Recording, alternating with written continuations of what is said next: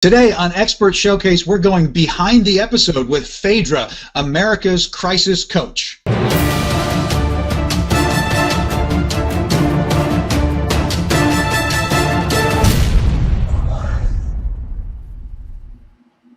And we're back with Behind the Episode over there. Yay, I got it right. Woohoo! You got it right. It's an insight for the... Okay, so for those of you who haven't watched the previous episodes, the inside joke is I can never figure out which way to point, even though we've been doing these forever, and Mark's always in the same spot over there, right up there in that corner. And where's Faydra, Chris? Where's Faydra? Right up there. Okay, good. See, you can point. Raise the roof. Yeah, we're raising the roof. So Faydra, if you just kind of do one of these and look down, you'll be looking down at Chris. Yeah, exactly. Like the Brady Bunch. Exactly. You're looking down at Chris right now. Yeah. Love it. And again, the last time we said that, Mark, you said you were Alice. So Exactly. No, it was the guest that said I was Alice. So I just went with it. So anyway, welcome back to Behind the Episode. Once again, that's Dr. Mark, our great interviewer, and our awesome guest from today, Faydra. You're definitely going to want to stick around. Once we get done with Behind the Episode, you're going to get a chance to see the incredible episode we just recorded with Faydra, America's crisis coach. So without further ado, Mark, go ahead and take it away. All right, so Faydra, just to orient your brain and our viewers' brains if they're new to the show, you and I are going to have a little bit of a conversation here about, how you became America's crisis coach, but then also a little bit about what you've been up to as you've grown your business to position yourself, since a lot of our viewers are coaches and consultants who are looking for ways to position themselves, grow their business, market themselves better. And we always kind of talk about, what are you doing to gain visibility? What are you doing to establish your credibility? And then what are you doing to try to position yourself as an authority in your niche area of expertise? And while we're doing that, Chris is going to, be taking notes, and the audience can see those on screen. You and I are going to have to take it on faith that he's saying nice things about us because we have no idea. Once we kind of wrap up the conversation we're having, we're going to flip over and give this to Chris, and he's going to give us some feedback, go over some of the notes that he's been taking, trying to kind of create some teachable moments, some insights about what might be helpful to people who are trying to position themselves better. Make sense? It makes perfect sense. Okay, well, that said, without further ado then, so Faydra, tell us a little bit about your background and how you became America's crisis coach. Absolutely. So my background is all in psychology. I'm trained as a therapist. I have about 20 years in the fields of mental health, social work, and family court services. Okay. So I've worked with hundreds of families. I've had the ability to work with chronically, persistently mentally ill people. I've worked in family courts, helping with mediation, determining custody and visitation issues. And then as a no stress there, right? And then working as a senior social worker, so helping families stay safe, helping children be in the safest environment possible, and also helping families reconnect and make healthier choices. So that was the beginnings of my career. Okay. And simultaneously, I always had the gift for writing, and I started blogging before blogging was even a thing. And I went through a pretty public divorce. I live in a fairly small town. I kind of had the steady Eddie brick and mortar job, and then we actually had a business in town that was very thriving. So the scandal of it, my husband had an affair, it was really debilitating for me. I was in my young 30s, so I kind of had a chip on my shoulder about it. And I knew that I needed to really deal and heal with that. And I wrote my first book actually as I was going through that and realizing that there's a lot more to infidelity than just somebody, making a poor choice. So that really started my journey about writing and having more of a presence online. And I really got known about divorce. I was working in the family court system. I had written this book. And so I became actually America's divorce coach. And it was very popular. It was fun. I was having a lot of impact. But what I found is that I had actually niched too far down. Which people say you can't do, right? You hear it all the time. Go an inch wide and a mile deep. But what had happened for me was people would say, oh my gosh, I love what you do, but I'm not going through a divorce. But the way that you talk about solving problems is really appealing. Or people would say, I love what you do, but I don't necessarily want to sound like I'm promoting divorce, so I'm not sure how we could joint venture together. So it really became apparent that I needed to widen my niche. And that's when I rebranded to America's Crisis Coach, which really fit the things that were going on in my life as well as my brand. And I made a big change, and everything opened up at that point. People started wanting to joint venture with me. Huffington Post Live caught wind about me, and I've been a frequent guest on their show. I've just had a lot more opportunities since rebranding. Okay. So I have a question for you, though. To what extent would you say that really it was a necessary part of the journey to kind of hyper niche so that you would get found in the first place, to then have those conversations that enabled you to kind of go broader because you had the base to go broader with? I mean, do you think it would have worked if you had stayed broad and not niched, and would it be as easy to grow that way? I do think so, because I think branding the America's Crisis Coach, that brand is very attractive to social media. It does have a very nice ring to it. Yeah, and having the cachet. I mean, I've been in the industry of mental health for 20 years. And so I did have the educational background, I did have the work background. So calling yourself a coach of that caliber, you really better have some chops before you claim something like that.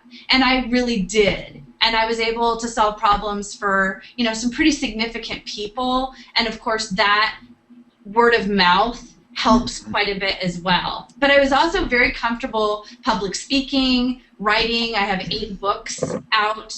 I have a whole children's series. So I kept developing different areas to make sure that I was casting a wide net with how people would come into my funnel or understand a little bit more about what I do.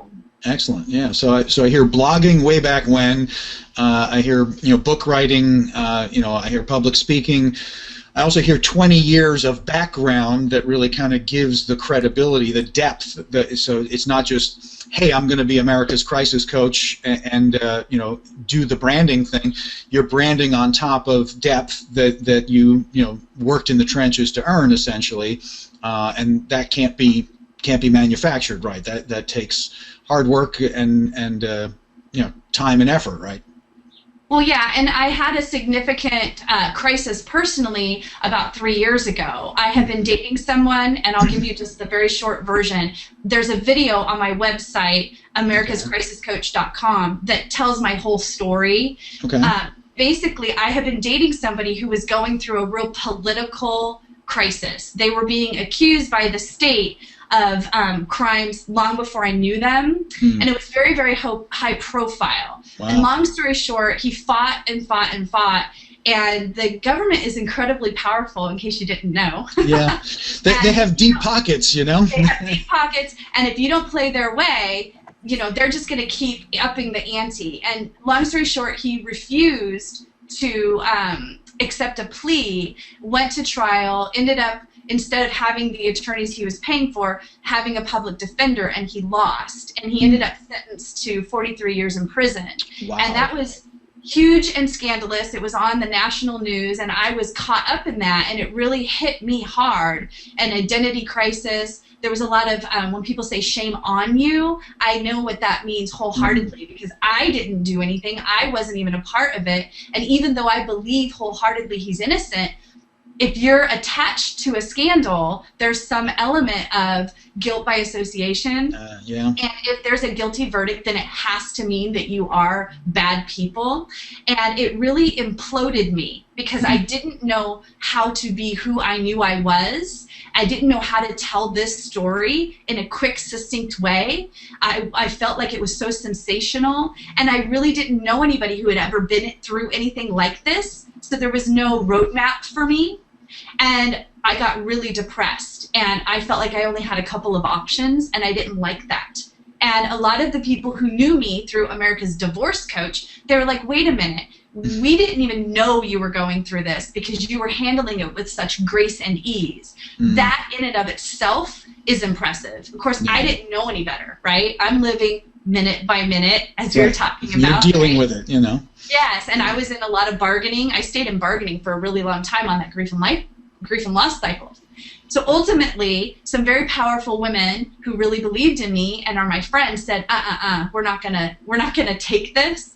And that was a big impetus for my rebrand. And being able to be transparent, I can't tell you the people who contact me now. I mean, crazy stories I could share where they're going through something similar or even something worse, which is really humbling because, you know, we're so self-centered, right? I thought my thing was as bad as anyone could get. And I've talked to way more significant crisis that people are going through. So that was a big part of the rebrand. It was out of necessity. Yeah, no, I get that. Being part of my hero's journey. So. Well, yeah, I mean, wow, talk about getting visibility. I mean, you know, that's an interesting thing that definitely happens to quite a number of people, usually on sort of the reputation repair kind of side of things. You can get visibility that you don't want, right? I mean, that suddenly throws your entire world into a topsy-turvy. But it's awesome. I mean, you took the bull by the horns and essentially figured out how to take something you had no control over and take control over it by you know, staying transparent, because I think a lot of people get stuck trying to hide the things that they don't want to have visible, and you know, and if you can't, then you could implode, as you said, but you then turned it around essentially and made it into a piece of credibility for the new brand in a huge way. So that's an amazing story. Yeah, I'll have to watch the video and get the deeper version of the story.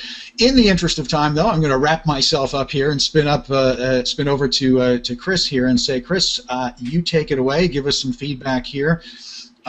Visibility, credibility, authority, all these good things. Sure, sounds like a plan. So first of all, you know, great episode and great having you on the episode. For those of you who've made it this far, don't be worried about my droning on for the next 5, 10, 15, 20, 25. No, it won't be that long.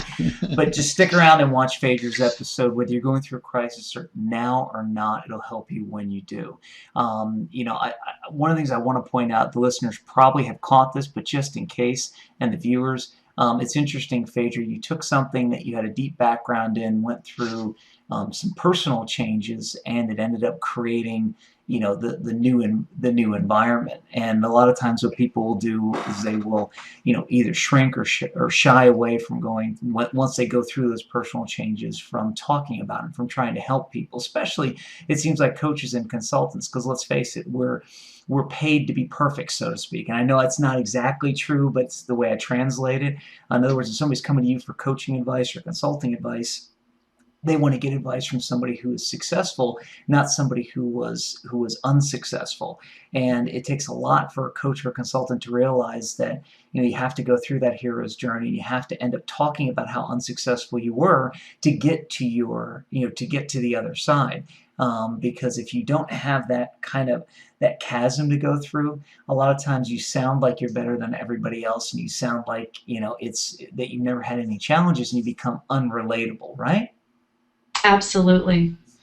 Cool. There was one thing that you had said during the episode, and Mark, you had asked a question, and I want to make sure I understood the answer, because I'm not really sure. I think Mark's question was, do you feel that micro niching on divorce helped you and actually was good, so that you got found first for divorce, and then you built up to a larger niche, which is crisis? Let's face it, divorce is one crisis, but you kind of went from a micro niche of divorce, which is a single crisis, to handling more crises. Do you think micro niching originally helped you so that you could get found as you know, America's, you know, divorce coach, and then have people say to you, look, you can do so much more, and then expand into crisis? Do you think that niching into divorce helped your coaching and helped push you along at all?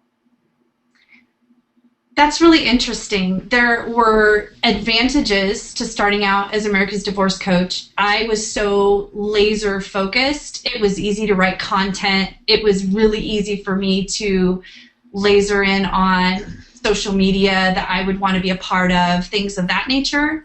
but it was challenging because a lot of things that seemed obvious to me didn't seem obvious to other people. So for joint venturing or trying to expand my reach sometimes was a challenge. And sometimes it got a little boring, to be honest, telling that same, story over and over again.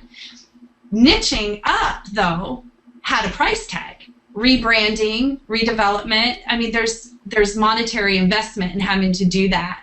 And that was a little challenging. And making sure that the psychology was very streamlined so people were not confused. My message looks very similar. My logo looks exactly the same except for one word's changed, divorce and crisis. And I was very transparent about the change. I also had the same podcast coming out of the fire, but it was divorce focused. And I was very strategic as I'm launching my new one to keep the same feed and just be transparent about it. So I think that there are advantages to it, but you have to be very calculating in how you do it. Right, exactly. And that makes sense. Yeah, it makes perfect sense. And the one of the big things that I want everybody watching us to take away was when you said it made it easier to write content, and it made it easier, to be laser focused. It made it easier to do that, because a lot of the coaches that we've worked with in the past have struggled greatly in coming up with that content. So we developed our own systems. We've got a system called the 1-4-3 system, which takes a core problem, 4 milestones, and 3 keys to success, very similar to what you filled out when you came on the show, to help them streamline their content to really focus in. Another way of doing it is really being laser focused and saying, it's kind of like the old left-handed plumber in Indiana joke that we tell.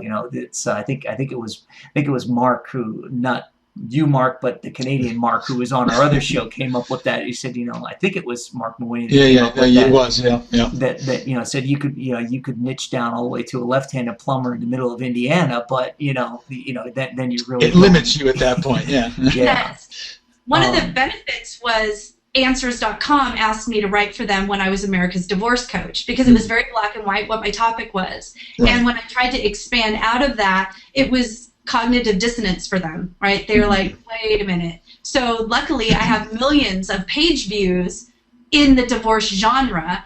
And as you were saying earlier, divorce is now one of many crises. I have about 8 on my website. So I haven't really lost that persona or that expertise, but I definitely saw some advantage as far as being recruited to write online that I'm now missing. Right. Yeah, and you've been able to expand, so that's great. And it's great that you saw that, and it's great. There are positives and negatives to everything, and a lot of coaches that we deal with get caught up in the negatives. Well, if I niche down too much, it's going to cost me a lot to rebrand. It's going to cost me.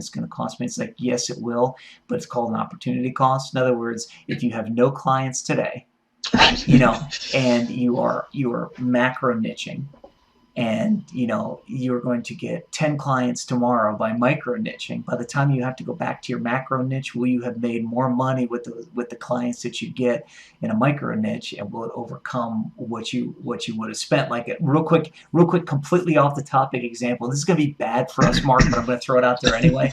They just talked to a YouTuber that made $2 million over the last 4 years, and there was a byline. They said, but the bad part is he spent $4 million making that $2 million. Exactly. And it's like, so that's where you start looking at the opportunity cost. It's like, okay, he's made $2 million. He could say he's made $2 million on YouTube, but he's actually lost $2 million doing it. Go back 4 years, and it's like, if you're independently wealthy, that's great for, if you can afford to lose that much money. But with something like you're talking about, obviously you haven't, I would say obviously you haven't lost millions of dollars in the rebrand. So, I hope not, anyway. So, but the point is, and I guess my one final question, then I want to get to the question you submitted before as you were filling out your stuff for the paperwork. My one final question would be, can you see now where the rebranding effort will have cost you less? In other words, you will have made more by micro niching first and then going back to macro niching than you would have had you just start off at macro niching. Do you feel that way anyway? Absolutely. Just the unexpected phone calls that I get, the ways that people reach out to me. I'm so excited about my podcast and the vision of having remarkable people tell their stories. That wouldn't have happened with the divorce niche. And I'm having so much more fun, which is really something I need in my life. I mean, I've been through the knot hole, and joy was missing from my life for a long time. So when you talk about having, making your mess into a message, this is redemption for me. This feels like, okay, this makes it worth it. So I'm having more fun. I'm making more money. It's just overall a better choice. Excellent, excellent. Yeah, definitely. So in preparation for this episode, you submitted a question I'm going to read. I put it up on the screen, and we're going to talk about it here a little bit. It was, I would love to have a video blog, but I'm fearful of the technology and editing, which most coaches and consultants are. I'm interested in knowing how daunting a process this could be. So I have two answers for you. One, very daunting, and one, easy as baking an apple pie. And I hope you've made an apple. I've made apple pies before, so I bring up that example. So the very daunting way is the way that most people normally approach it, which is they hire, either they do it themselves or they hire a big video production crew, and they're used to 17 cameras, and it really looks like this uber professional commercial shoot. In fact, I did watch your video, and I noticed the number of camera angles, and I can only imagine how many people you had in that room doing it, because it really looked, like, hey, look, let's go and create a little mini documentary or TV commercial. That's the hard way. The easy way is what you're experiencing today. We're sitting in 3 different locations. We not only have 3 locations, but we have a note-taking device on screen. We're doing this all. If we wanted to be live, literally, technically, we are live on YouTube at this point. We're just not making it public. So in other words, by switching one little thing, this could be being broadcast over YouTube live as it happens with no additional work. As long as the control room gets things right. And as long as the internet gods are with us, Yeah, and I'd say as long as everything that we've got pre-set up is right, we have literally less than 1 hour of post-editing involved in producing everything that we're not only going to give to you, but that we're going to share on our blog from a video perspective. So from a video and technology perspective, there's the hard way and the easy way. Something like I said, something like this is ends up becoming the easy way, where you partner with somebody to bring all of it together, and there's very little, if everything goes right, there's very, very little editing in the background. The second part to that question is, we do video blogs for people. We call them internet television shows. In the end, it depends on what the person wants, whether they want to go out every day or they want to go out, once a week, let's say. But the way we record things for people, and the easy way to do it, is you trap everything once. You go through and record basically stream of consciousness, so to speak. And then you go in the end and kind of take a scissors and just cut them apart and distribute them. It's one of the reasons why we set this up. When you see the final product and you see the one that's on our website, you'll notice this scene that we're recording is going to come first. There's a reason we don't record this first, because we want to be able to talk about what you did in your episode. We want to be able to use some of that for what we talk about here. But in the end, we end up, like I said, it takes under an hour. We just kind of move it and put it right up front, and it looks like it was all, we make it look like it was all done straight through, with this being first and your episode being second. So, from, when you want to look professional from a video standpoint, it doesn't have to be, 17 cameras in the same room and a whole lot of expense, a whole lot of overhead and expense from a time and an editing standpoint. Does that kind of all make sense? Oh, absolutely. I get into the comparison game. There are some people, Darieth Chisholm, she has Heart and Hustle TV. I just really enjoy her, and I look at her, and of course she was a newscaster. So she has this background that is immense, and she does have the beautiful lighting and the camera and all that, even though oftentimes it's on location or in her home. And of course I look at that and think, okay, that or no. Right? But even though I have a really robust YouTube channel, I'm very known for just throwing video up for my clients. I do a lot of video tutorials on my sales pages, things like that. I just really enjoy it because I think it warms people. I mean, what I talk about is heavy stuff. And I want people to be able to look into my eyes, you know, and know that I got you, I feel you. So I'm very compelled that way. But I do get, you know, the demons in my head, right? And of course, the enemies try to keep me from not doing what all I could do. And so what happens is that tech stuff starts to creep in there, and I think, like you said, what if the internet gods are not smiling on me, or what? And the big tip of it is I don't want to waste anyone's time. I don't want to have a guest come on and then it didn't record or something like that. Well, and that ends up being the beautiful thing. You know, we're talking with a couple of coaches right now about creating their own video internet television show with them being the host and them bringing guests on. It ends up being, you know, the same exact experience that you've gone through right here, only you'd be the one getting the guest, and instead of Mark there being you're up here in my box. Yeah, instead of Mark being the interviewer, you'd be the interviewer. And the beautiful part is that, you know, all of it comes together, and we have the facilities, the control room, the software, and everything else to, you know, as we say, make it happen. So it's something that's one of the things that we pride ourselves on, is taking that pressure off of the host. You know, you've gone through the initial process as well, the whole, you know, all the reminders, everything else that came out, you know, the whole automated system. So it's something that for you, or for anybody who's looking at doing their own internet-based television show with guests and everything else, is something we'd love to talk to anybody else about. I mean, I know anybody's a terrible word, so let me say coaches and consultants, because technically we're not about anybody. We're about coaches and consultants, just like Faydra, and creating great internet talk shows. So without me plugging us anymore, I'm going to save me from myself and ask Faydra, did you have any other questions about that before I kind of wrap myself up? No, but I just want to tell you, I'm leaning in. I'm very excited. And I just want more, and I want to know more. And I appreciate the that you are here for people like me. I really appreciate that, and looking forward to what the future might have. Excellent. So are we. So after this, when we get done with the recording, stick around. We'll talk to you a little bit about that. But now, in the interest of time, Mark, I'm going to throw it. I'm gonna do the hand jive now.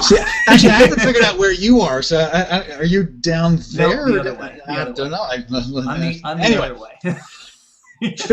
Faydra, one final thought along with what you were saying. I mean, you know, we obviously strive for the best look, you know, possible. But when you're talking about that ultra high produced thing, part of it is really just understanding, you know, what your audience is all about. And the fact is, you know, your audience is here for you. You know, you are the content. You know, they're not, you know, for most coaches and consultants, you know, I mean, hyper production is nice if you want, but I mean, it really is about letting the content shine and being able to make that immediate connection.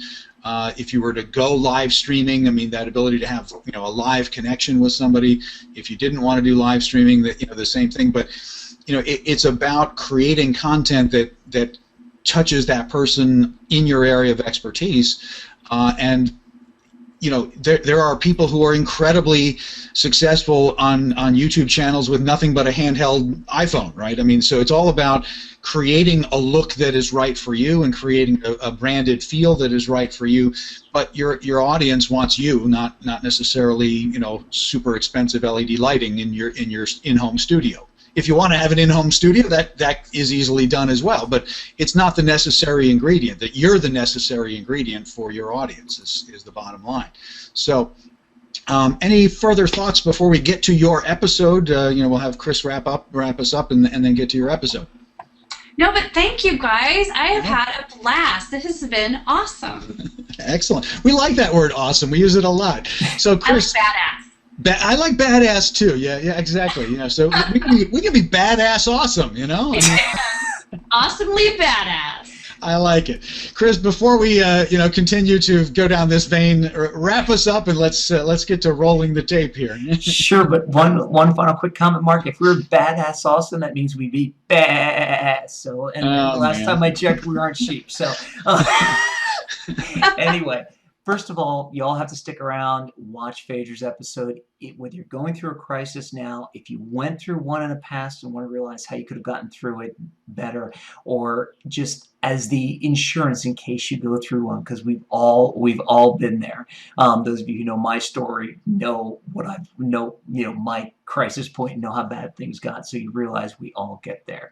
And for those coaches and consultants who realize that being a guest on Expert Showcase and receiving this valuable piece of video content marketing material, which normally would run $375, receiving it for free by being a guest on Expert Showcase would be valuable to you, head over to expertshowcase.com, click on the big yellow apply button, apply to be our next featured guest on the Expert Showcase, and if we feel you're a good fit, we'll reach out to you and we'll have you on.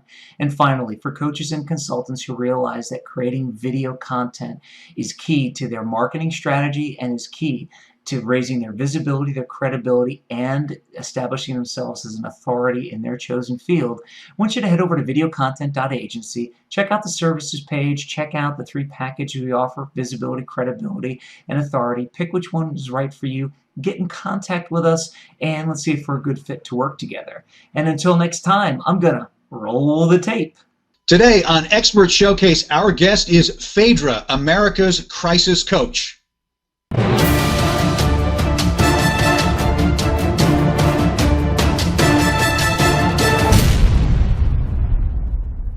Faydra, welcome to Expert Showcase. We're so pleased to have you as a guest, even though I am feeling irritable that you're in California and I'm outside Philadelphia and your weather's better than mine. But welcome. Well, thank you for that warm welcome. Sure, rub it in, rub it in. So, Faydra, you are America's crisis coach. Tell us a little bit about what we're going to cover in today's episode so that we get everyone's brains right. Yes, I am America's crisis coach, which sounds incredibly huge, but the truth is a crisis can be everything from I just wrecked my car and I don't have a spare one, to I just found out that a family member was murdered, and everything in between. So today we are going to talk about what are the 3 things that you can do as soon as you find out you are in fact in a crisis. Excellent. Okay, well, we do love to do things in 3s here on Expert Showcase. So those 3 things that we're going to talk about is knowing the grief and loss cycle, then we're going to talk a little bit about understanding the hero's journey, and then we're going to talk about living minute by minute. This sounds like good stuff. Being, a psychologist when I'm not on camera, this all sounds very interesting to me. So, Faydra, talk to me a little bit about the grief cycle that you're talking about. Yeah, so the grief cycle, people think it's all about going through loss and mourning, but really the grief cycle is something that applies to any time we are in crisis. Mm-hmm. Any time that we have been hit with something unexpected, unplanned, and unwanted, we actually go through the cycle of grief, and it actually has 5 stages. Okay. So I like to help people understand what those 5 stages are, because then they can identify that is where I am in the cycle, and that means that I'm progressing. It means that I'm moving through and I'm getting to the end. And of course, people can move back and forth on that cycle a little bit, but overall, the trajectory is to get through the other side. So well, what I love about that right off the bat, Faydra, is that you're giving people a container, right, that allows them to not feel like this is just hugely, endlessly open-ended. There's kind of a structure to it, right? Yeah, I mean, knowledge is power. We've heard that forever. It's the truth. I know when my clients have these big aha moments when they recognize where they are, and there's actually a trick within the cycle. People think that the most important one would be the last one, and it's not. It's actually the 4th one, almost to the end. So if you want to talk about it, I'd be glad to go through the cycle with you. Yeah, absolutely. At least as an overview, so that now that we've teased people about these 5 things, it feels very unfair to not at least name them, and otherwise we're going to leave people hanging. So what are the 5 points on this circle? So the very first part is when you're in denial and isolation. I call that the WTF moment, the what the Faydra. The what the Faydra. Okay, excellent. Okay. That's when people are like, I don't even believe that this is happening. They're denying that it's actually a reality. A lot of people will talk about feeling numb, feeling like they had an out-of-body experience, feeling like things are a dream, that sort of thing. Right. And then the next one is anger. It's when you're pissed that this is even happening. You're pissed at maybe somebody who did something to you. Maybe you're mad at God. I mean, you're just pissed off in general. That is this is the one where you're actually verbalizing what the Faydra. exactly. And it's righteous. It's important. If you typically don't express anger, this can be very overwhelming because it feels like it's going against your nature, and you feel like, I am not even myself in this moment. But it's very valuable and very valid and important part of the grief and loss cycle. Excellent. So number 3 is bargaining. Mm-hmm. And if you've ever done the please God, I'll do anything to get out of this situation, you're in bargaining. Maybe you're bargaining with a person. Maybe it's divorce and somebody's walking out on the marriage and you're trying to make every game-changing opportunity to get them to stay. I'll change. I'll do this. I'll try harder. That's when you're in bargaining. And then next, this is number 4. People think this is the important one, right? This is the important one. People think this would be number 1, and it's actually number 4, and it's a really important place to be. It's depression. So people think that would be number 1. You get hit with a ton of bricks and you go into bed and go into depression. Depression is very, very important because this is when you're laying it out and saying, I surrender. I don't know how to fix this.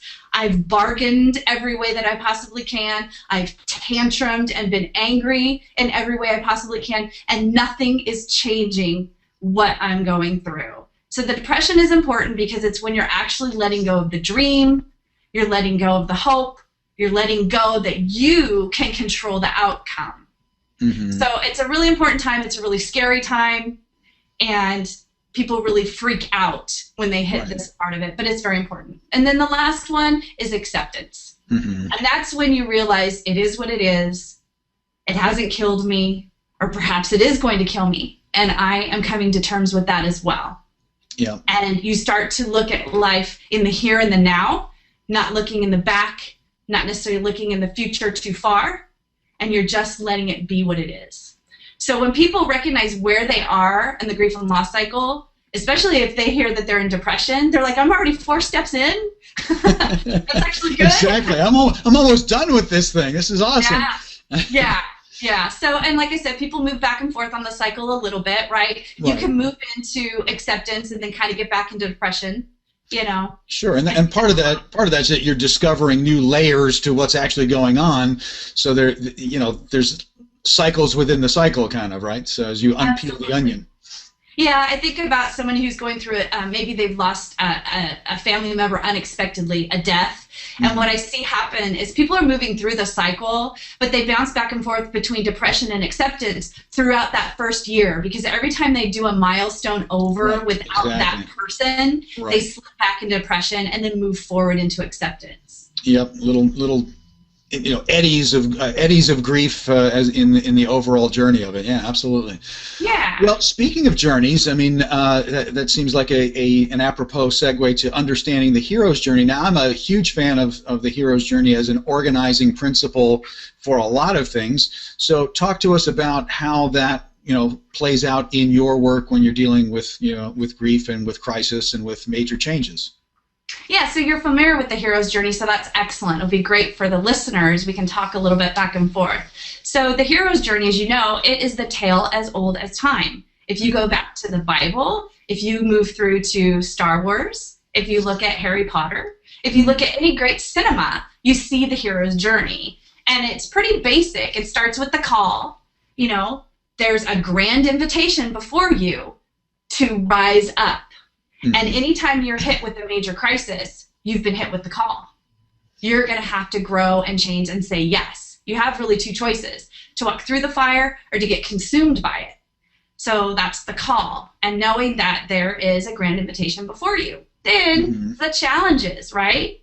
So if we think about the great stories, the epic stories we've heard, the person gets the call and they are overwhelmed with everything that it's going to take to actually answer the call. Right. And they feel inadequate, and it's like, why me? Or, seriously me? And they have to make the decision to accept the call.